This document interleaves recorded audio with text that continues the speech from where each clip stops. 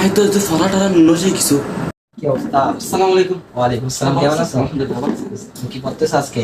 Sir এরকম করতেছি আমরা রোজা দিতে আর কি। সেটা কি শিখছো? শিখতে শিখতে স্যার। তাহলে বলো তো দেখি। গরু হচ্ছে গৃহপালিত পশু। গরুর দুইটি চোখ আছে, দুইটি শিং আছে।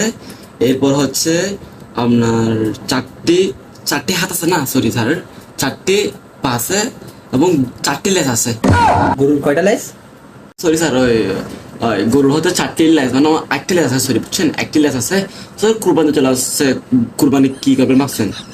গরু রচনার মধ্যে কোরবান করতে আসছে। গরু গরু রচনা মানে কুরবান, কুরবান মানে গরু, গরু রচনা মানে কুরবান, এক বিষয়ে গরুর বিচার সব বেলায়। পড়া দাও, তারপর কোরবানের বিষয়টা নিয়ে আলোচনা করবো আমরা। কি গরু, কোন গরুটা কিনলে ভালো হয় স্যার? আমার জন্য বলুন তো এমনি।